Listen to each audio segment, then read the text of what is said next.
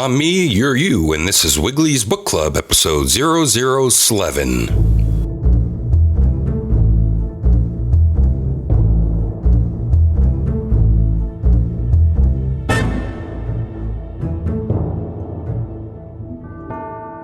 Wiggly's Book Club is a fortnightly read live from Sloppy Joe's Bar, located conveniently in the West Ward of Easton, Pennsylvania. Wiggly's Book Club is brought to you free for no money and is exclusive to the giantmediaball.com feed.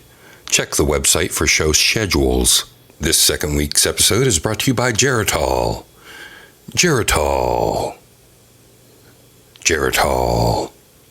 Without further ado, let's go down to Wiggly and Sloppy Joe's Bar for the 1975 line of DC Superstars Classic, Limited Collector's Edition, Volume 4, number C35, with one magic word, SHAZAM, the world's mightiest mortal.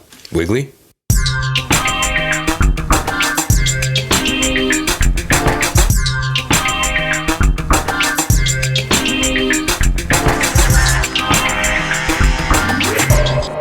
All right, I don't know what this is. This is a different studio setup, and I'm a little bit winded. Evidently, that happened. I don't know what it is. I can't hear anything. So if there's noises going on, it's this recording software has a soundboard in it. Glasses. Speaking of glasses, I need to get a beer here. Whoa. Okay. Wasn't prepared today, so, and like I said, I couldn't find my regular program because my thing was dead, and I got a new mic. A little bit of Stella. A little bit of sparkling ice orange mango. Should have made a drink out of this. Yeah. Should have made a hard beverage. Like I said, I wasn't ready. This mic is like in my nose. Okay, and my nose is stuffed up, so that's not good. All right, here we are in Sloppy Joe's Bar. See, I should have made my liquor because, what is it? Liquor, beer before liquor, suck my dicker. Liquor before beer. I'm a queer, I guess. I think that's what they say. With one magic word, Limited Collector's Edition presents $1. May. C35. This is 32,154. With one I just had one sip of Stella. How's my levels? Does this have the time? 154. Thank you, 154.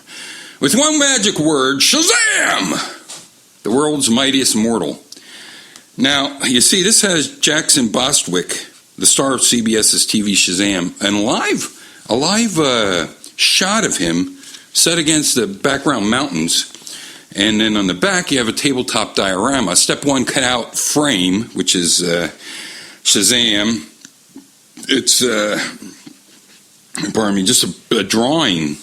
Like a comic drawing complete with the crow quill lines and whatnot of the front cover of Jackson Bostwick, and then you cut out the white areas behind him, so that's called the frame. 2 cut 6 slots in frame. There's dotted lines for 6 slots. Or slots in frame, dotted lines. Step 3, curved background and insert tab. And by the way, Jackson Bostwick would not approve of me saying the SLUT word. Step 3, curved background and insert tabs through back of frame. And then you got a diorama. The background is the mountains, as I mentioned before, with clouds. There's no clouds on the actual picture. And then so it looks like a diorama or a diarrhea of SHAZAM. Right there. Now, the reason I bring up Jackson Bostwick is because he played SHAZAM on the television series. Now, the television series, if you've never seen this, is nothing like the actual Captain Marvel SHAZAM.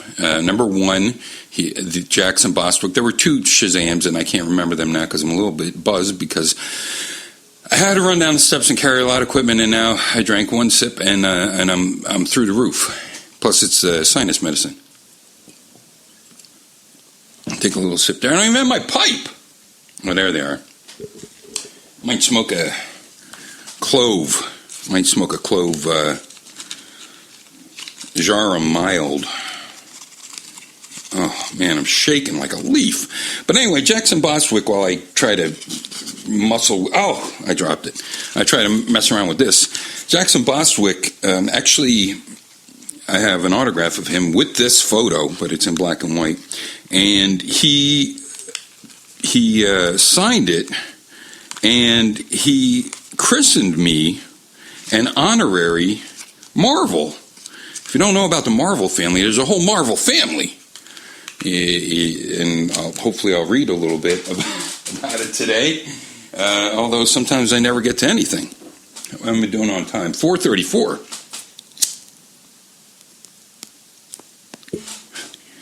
Okay, a little bit of the sparkling ice.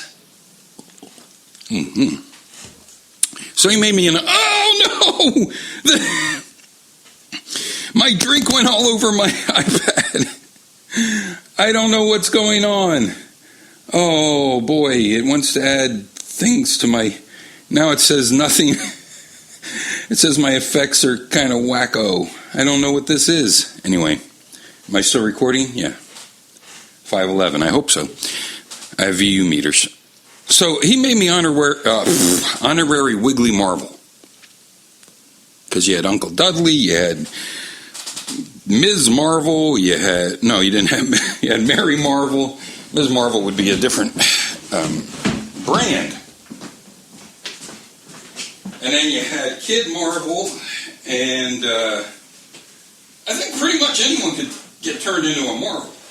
Because Uncle Dudley didn't even have powers. He just sort of pretended. And he got lucky a lot. Which is always one of my favorite heroes. I'm speaking from the back of the bar. This show's going down the tubes. If you're just tuning in, if this is your first episode, sorry. All over my Newton. Hey, Herc. That's a great Newton joke for people for the kids. Okay, Hercules. All right, here we go. Let's see. Yeah. Clove cigarette. Okay. So this is king sized. I don't know how big these were. 15 inches, maybe by 9.3 inches. I'm not sure. 4 king size stories, including a 4-part SHAZAM novel. I don't believe that. Extra 3D diorama cutout. Exclusive scenes from the SHAZAM TV show. Supersized pinup. How to draw the SHAZAM personalities. Plus SHAZAM comics cards, which is spelled with an X, comics cards, and puzzle pages. Now, I'm interested in finding out what year this was. Being that it cost $1, I'm going to say 70s. Because it's huge. It was one of these huge books which I loved. Limited collector's edition. I don't know how many limited it was. Volume 4, number C-35, April to May, 1975. Yeah, right in the middle. Published bi-monthly by National Periodic. We're bi-weekly. Yeah. And also bisexual. The National Periodical Publications, Inc., 75 Rockefeller Plaza, New York, 10019. Carmine Infantino. Oh, how about that? Publisher. Now why was it 75 Rockefeller Plaza and not 666? That was one of the great things about DC Comics, was that it was 666. Infantino, publisher E. Nelson Bridwell, editor Alan Asherman. That's not real. Assistant editor Sol Harrison. That's interesting. Vice President Jack Adler, production manager, copyright 1975 by National Periodical Publications, Inc., all rights reserved. The stories, characters, and incidents mentioned in this magazine are entirely fictional. Really? I thought there really was a Captain Marvel and a robot rhinoceros. I thought, what was the tiger's name? I can't remember. Oh, there he is. I just saw Sylvana shooting a rope gun at that tiger. I can't remember his name. Tiger.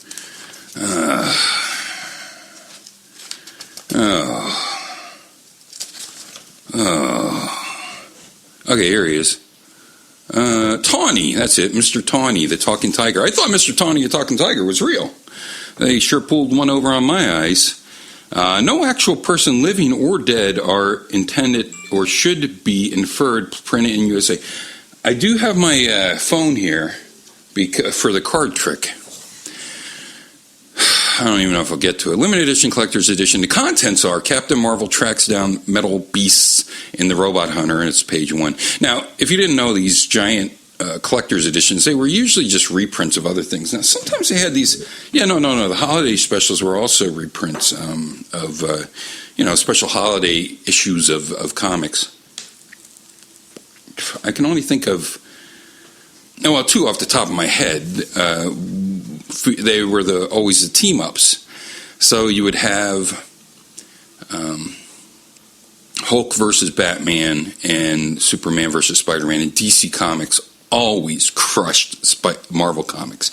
Oh, there was also, I think maybe Superman versus Wonder Woman. That might have been only in giant size. I'm unsure of that. And also Superman versus The Flash. They had a race, and Superman couldn't fly. He could only run. I don't remember who won. Oh, and Muhammad Ali versus Superman. That was a giant size. And newer giant size, they had an Eclipse Comics called Destroy! With 2 exclamation points. Okay, how am I doing on time? 10:22. This only goes to 1936. Oh, I didn't know that. I wasn't aware of that. That ain't good. The second story, page 8, and this mic I'm sort of bumping, so sorry about that. Page 8, Captain Marvel, Mr. Tawny, and Shazam clash with Sylvana. Captain Marvel, Mr. Tawny, and Shazam? Oh, Shazam was the wizard. Clash with Sylvana, and the plot against the universe, page 8. A strange and terrible fate stalks. Now, you might wonder, why is this story only 7 pages? It's because a lot of the early Captain Marvels were very short stories, and they were combined into a single comic. So they were short stories. So a 7-page story doesn't surprise me. Also, an interesting thing about Captain Marvel, I can't remember exactly the date, but DC Comics failed to renew their copyrights on several of their characters. One was Captain Marvel, and the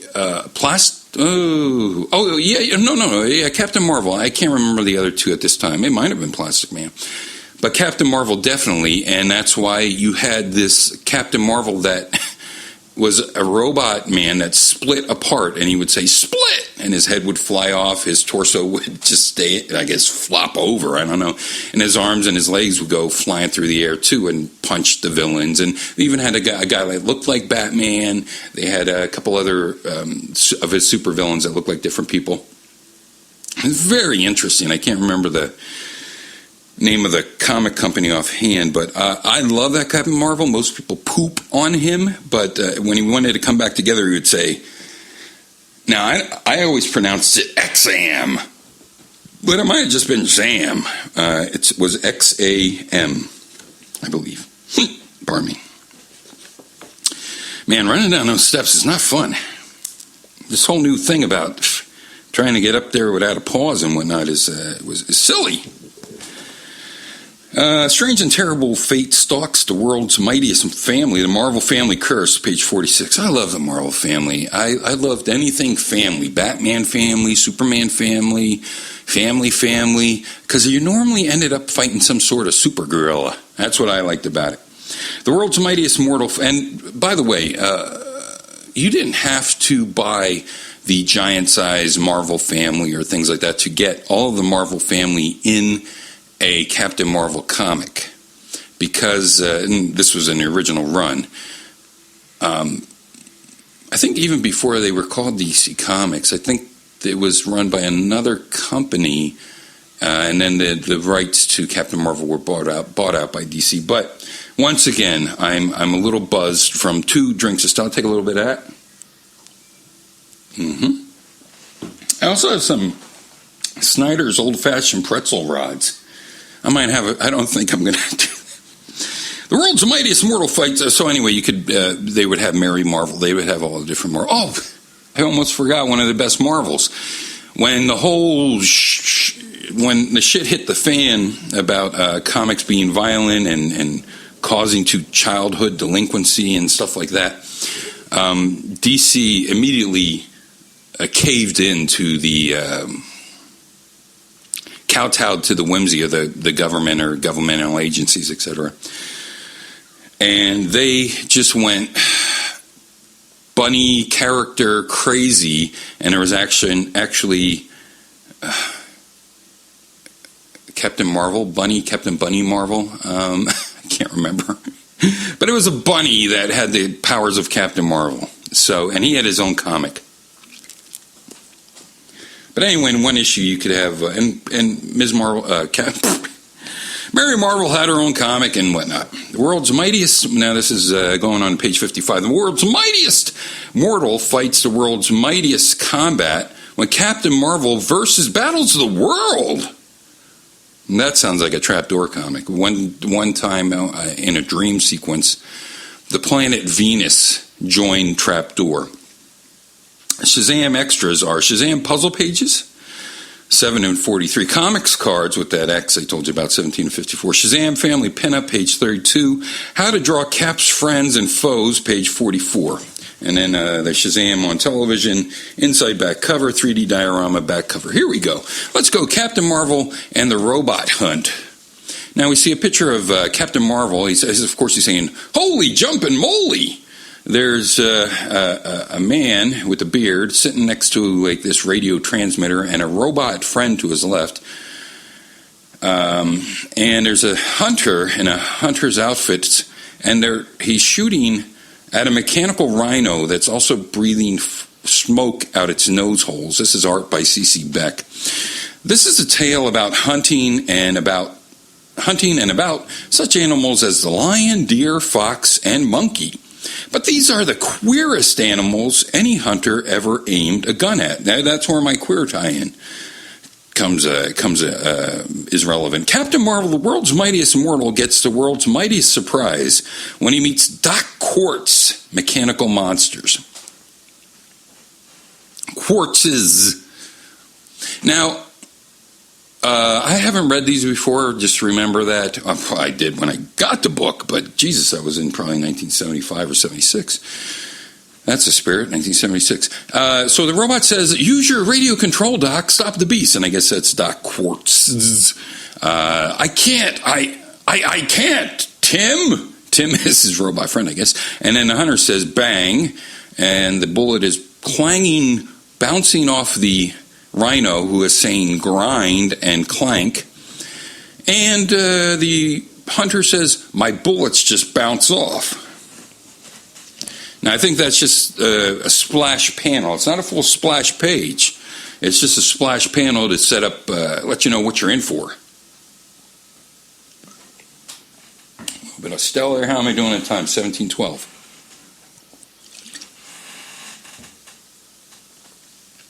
Oh, I actually have 12:39 to go. Never mind.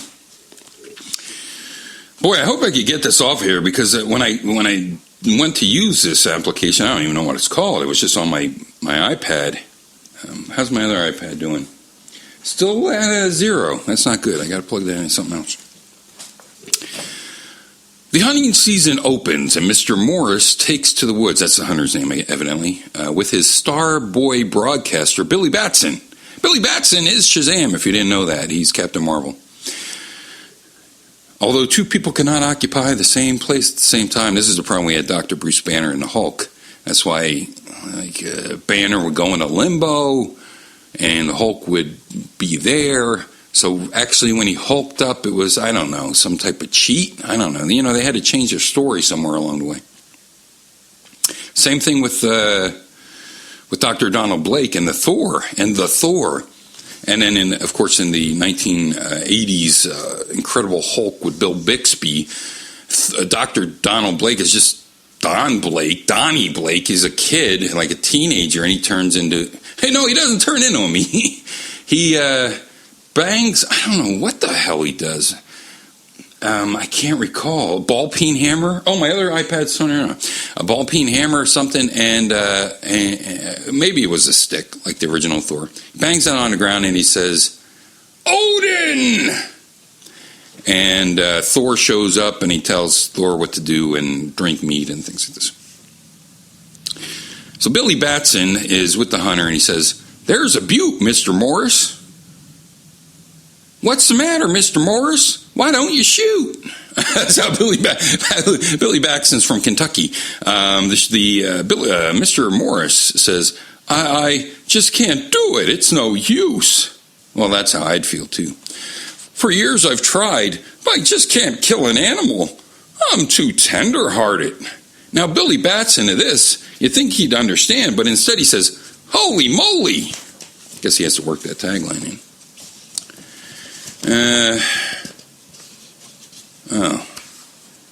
This is old. You know, I mean, it hasn't been in a climate-controlled environment. What am I doing on time? Oh man, 1949. I gotta get through this. At Station Wiz the next day. "Ah, me. I can never join the big game hunt club. I can't shoot a mouse, let alone a moose." Now, Mr. Morris is evidently the Billy Batson's boss at the office. I know Billy Batson was a radio personality, so maybe. Oh yeah, that's right. It says at WHIZ. I'm an idiot. And then Billy Batson says, "Then forget hunting, Mr. Morris.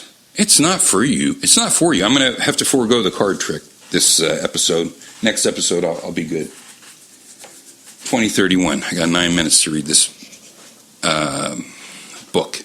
First chapter. "I guess you're right, Billy. Well, let's get to work. Timmy Twinkle, please bring the new equipment in here." I don't remember Timmy, the robot, but evidently that's Timmy Twinkle. "Gosh, it's good to have a strong robot around." He's bringing a box in. Timmy Twinkle, a paid employee, is no novelty. I can't believe this isn't based on real people. It's no novelty at Station Wiz, but look, Timmy. Look, Timmy has a dog. Now, Timmy has a... Oh, my God. I only drink when I read. Yeah, my cigar is out, a clove cigar. Look! Take two. Look, Timmy the dog now. Timmy has a dog now. A robot dog! "Yip, yip, yip," says the robot dog. "Where did you get him, Timmy?" "I was lonesome, and when Doc Quartz found out, he made me this robot dog in his workshop. Roll over, Fido. Attaboy." And the robot dog rolls over. "Mr. Morris, where are you going?" "I just got a terrific idea. I'm going to see Doc Quartz at his store down in the lobby." Oh, isn't that convenient? Doc Quartz's robot store is in the library of WHIZ. A little bit of the sparkling ice mango. Tango mango? Wango tango mango. Soon, in the backroom laboratory of the old pharmacist who is a spare time scientist. Doc, I can't remember how the guy's voice got. "Doc, can you make more robot animals like Timmy's dog?" "A stupid question, sir. In all modesty, am I not a scientific genius? You name it and I'll make it." So in the days that follow, "Mr. Morris, all week long you've had a secretive smile on your face. What are you up to, Doc? What are you and Doc Quartz? Oh, this is the worst one ever. What are you and Doc Quartz up to?" I need a little bit more beer, I think. Slam this. There you go, 3/4. "Tut, tut, Billy, come to my country place next week, and Why are they breaking up all these words? Who did the lettering for this? Come to my country place next week for a big surprise. I invited Timmy too. That weekend, a hunting we will go, a hunting we will go, ta-dee-tum-dee-da, ta-ta-dum-dee-da. That's a stupid way to sing that. But I don't understand. I thought this mic is in my way. But I don't understand. I thought you were too tender-hearted to shoot animals. Not if they're robot animals. Ha! Bullseye! He's shooting at a robot deer. His rifle is going bang. It's got a scope on it, and the deer is going clang with a musical note. Holy moly! A robot deer! How am I doing on time? 24:36. Yeesh. Doc Courts made it for me. Now I can shoot game without spilling blood or causing pain. And there's the doc sitting with this it's nothing like on the splash panel. It's this giant antenna sticking up with a V at the top, and it's got lightning bolts shooting out of it. And it's green like you would see from military, the green box on top of a crate. That's what that crate was, maybe. No, I don't know. Hi, docs, what's all this? Radio controls, my boy. I have various robot creatures concealed about the grounds, ready to leap out at my command. Ready for another one, Mr. Morse? Ready. All right, here comes a robot rhino. Hit him in the nose and he'll stop. The nose? Well, anyway. Oops, I missed. Shooting a red laser beam at this thing. Fortunately, I have an arrow because their flow of the panels, the sequential art, is not correct to current sequential art protocol. Stop him, Doc. He's coming straight at us. That guy's voice keeps Mr. Morse's voice. You just have to pretend. Heavens to Betsy, my radio control blew up.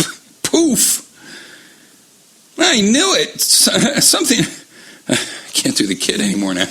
Can't do Billy. Billy Batson's hat is flying off. Heavens to Betsy. Oh, no, that's his old man anyway. Heavens to Betsy, my radio control blew up. Oh, I said that already. I knew something always goes wrong with Doc's gadgets. The rhino arrives. Oh, my gosh. He's sticking his horn right up the Doc's ass. I swear to gosh, it's penetrating his buttocks through his orange jumpsuit. And he says, Ark! And Billy, of course, says, Shazam! Down from the sky crashes a bolt of magic lightning, and Billy is transformed into his other identity of Pow! I don't know why they didn't say Shazam. Famed Captain Marvel, the world's mightiest mortal. My dear Doc, I'd say you were on the horn of dilemma. That's his voice. That's going to be Shazam's voice. Never has Shazam been voiced like that.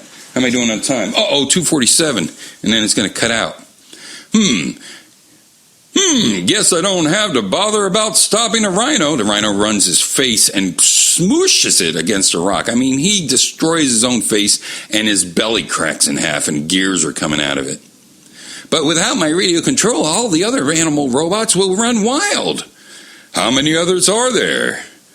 Let's see, there's a robot lion, a deer, a fox, a monkey, and a turkey. And here they come now. They're all rushing him, especially the turkey. Turkey's in the lead. Now the robot lion is attacking Captain Marvel. They look dangerous. I'll have to smash this robot lion. No, Captain Marvel. Hopefully you could tell that was a robot. 2 minutes. 28:01. These animals are all friendly, just like my robot dog Fido. Oops! He's getting licked by the lion, right in his teeth. So he's not cheating. Look at that robot monkey. Isn't he cute? And he's pulling the Doc's, what's left of the Doc's bald head, the hair on there. Cute? Let go of my hair. Ow. Uh-oh. Time is almost up. 125. The robot fox is just wagging his tail at meeting Fido. Ouch, did I have to give it a wire brush tail? Good Lord. Okay, I'm at 109. Where am I going to finish here? Somebody's shooting gas. Robots are shooting gas in Captain Marvel's face. Jeez, I got to finish this. I only got 2 more pages. All right, let me see about pausing this here. See what I... Okay. Looks like I got another 30 minutes. This episode's the first one that's going to run along, I think. And now the dog, I don't remember. Oh, okay, so the guy's dog is looking at another dog, I guess. Okay, the robot's dog. Now they've all scampered off into the woods. Round them up before they get lost, Captain. You mean you want those mechanical pests back? I guess I'd better round them up. No, this is the most cocky Captain Marvel of all time. I guess I had better round them up. No telling what mischief those tin critters might get into. Hey, which way did they go? This way, Captain Marvel. We'll track them for you. Fido is following their trail and oil smell. Let me finish. Let me kick this Stella.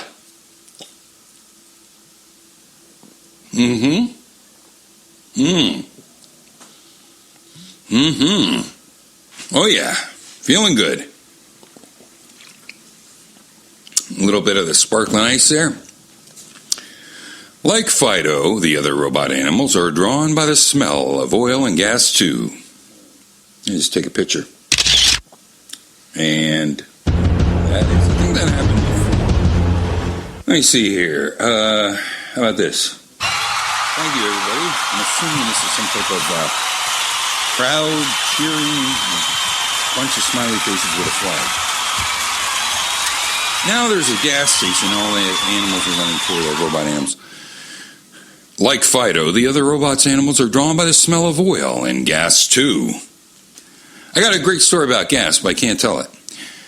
They found a gas station. Now what? Holy moly, blub! The robot monkey says, eek, eek. And the turkey is on top of the gas pump. It's old-style gas pump with the circular readout on top. Pardon me. And the robot turkey is saying, gobble, gobble. And the cop, he's the service station person. And he's got a wrench in his hand. Hey, cut that out! The lion is licking the pump, and the monkey is squirting Captain Marvel in the face with gas. Now, the monkey is showering the animals in gas, and Captain Marvel is dripping wet with the petrol. They're dancing under a shower of gas like playful kids under a water sprinkler. Isn't that funny? Yes, I always split my sides laughing when I'm drenched with gasoline. Now, this is kind of funny. Only for me because I'm 100. But Captain Marvel actually has the lion by the tail, not the tiger by the tail. Ha, ha, ha. If you know what I'm talking about, you're 1,000,000 years old. Enough of this foldy roll. That's exactly what I said. Enough of this foldy roll. I'll stop them. Oh my gosh, sparks. That's not good. Because the lion's claws on the ground are going scratch with stars flying out from them. This can't end well. Yipes, I'm on fire. Before the rest of the station ignites, I'll fly high in the air. He definitely is on fire. He's flying high in the air, and there's a trail of black smoke showing you just how inefficient gasoline fuel is. Oil fuel does not burn clean like alcohol would. Speaking of alcohol, I'm empty. Now, Captain Marvel's covered with soot. The world's mightiest mortal is completely unharmed, and after the flame dies out, now I'm really burned up. Both ways. That's the last straw. Oh, wait, that's Captain Marvel. That's the last straw. They've got to go, that's all. The pranks have become too serious. I'll smash them. He's chasing after the poor fox and lion robots. Please don't smash them, Captain Marvel. After all, I'm a robot too. Must you destroy them? They're like friends or pets to me. Spare them, Captain Marvel. But, and he's got the lion by the throat, the fox by his bushy brush tail, I guess. And he's all, like I said, he's all covered in soot. There's soot all over his shirt and his cheeks. Who's going to clean that up? Mr. Morris and Doc Quartz arrive to intercede too. It's hard to tell. These are all silhouettes. Okay, I'm going to say that's the old man there. Think, Captain Marvel, would you rob the world of my works of flaming genius? And what about my hunting? Captain Marvel's job is to prevent danger, but not to break hearts. Now he's thinking this. These are thought bubbles. What can I do? I have to protect the public's safety. Even his inside his head's even more slick and laid back than his actual speaking voice. What can I do? I have to protect the public's safety. Even if Mr. Morris, Doc Quartz, and Timmy Tinkle hate me. If only, Eureka! I've got the answer. A fair deal all the way around. Sometime later. And you see the robot animals are behind this very thin fence, very thin chain link fence. And the sign on the fence says, Doc Quartz's Robot Zoo admission free. No one's behind the fence. Even a robot, even Timmy Tinkle is in front of the fence, and then somebody's taking photos. And SHAZAM is here, and he's explaining to the audience. He's given an aside. He says, Doc Quartz is proud of his robot zoo. Timmy and Fido can visit their friends every day. And Mr. Morris has settled for shooting the animals with a camera. So everybody is happy. The end. Now I just want to do the puzzle page real quick here. 6:58 over. So I'm going to say 35:58 because I stopped it at 1:09. SHAZAM puzzle page. Now here's Mary Marvel. Here's a new bunch of Marvel family. I'm not going to speak like her. Yeah, I will. Here's a new bunch of Marvel family picture puzzles. All you have to do is translate the pictures into words or describe what's going on in the picture, and you'll get the correct answer every time. They're all familiar things or phrases. Here's an example. And it's a dog paddling a canoe, which would be dog paddle. I would say doggy paddle. Now here comes Captain Marvel. He says, this strong man can be translated in a very furtive character. Furtive. I have to fucking have a thesaurus here before I can figure out what's going on. So it's a strong man, and he's awesome. He's in a Speedo. He's got brown shoes on, of course, all nude, the rest of them, and he's got the mustache and everything else, and he's holding up a building with one hand, and it's called Ye Old Tea Shop. So strong tea shoppy, Ye Old Tea Shoppy, and he's a strong man. Holding up the tea shop, and he's holding it, he's lifting it. Shoplifter. There we go. It only took me a half hour to figure that out. You won't need any hints in getting this one. It's a man with slick back hair, and he's wincing because this moon is hitting him in the head. And the moon is very sad. It's a half a moon with the long nose and the big chin and all that. So I want to say starstruck, even though the moon isn't a star. That doesn't make sense. Starstruck. Is he? So I guess he's moonstruck. Moonstruck. That's an old old-fashioned word, I think. I don't know what it means. Does it mean lunacy? Something like that? But I have heard moonstruck, so I'm going to say that's what it is.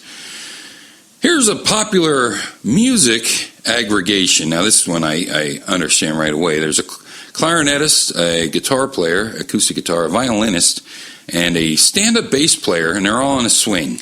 So I'm going to say swing music, swing band, because they're band members. So I'm going to say swing band. Now, here's Kid Marvel. He's pointing at a dog who's chicken-legged on the floor, panting, and there's a thermometer in back of him. This is far too easy. A thermometer in back of him that's hitting 100. And Kid Marvel says, "Nobody should have any difficulty with this. It's a very delightful food." And so I'm going to say hot dog. Now here's a cow, and the cow has on just a moo-moo skirt, I guess, to cover the cow's udders, because that would have been perverse. By the way, even though this was published in 1975, these Captain Marvel comics are from far earlier, perhaps the 1940s, although they were in color, so it's hard to say, but I'm going to say 40s. So this one is just the announcer. Here's a literal demonstration. They really truncate these words, hyphenate these words at weird places. Here's a literal demonstration of a well-known Western occupation. So this is easy as well. The cow has on gloves, and he's going bop, bop, bop to a speed bag. So I'm going to say cow puncher. And I'm not going to look at the answers, so fuck it. Back to me in the studio.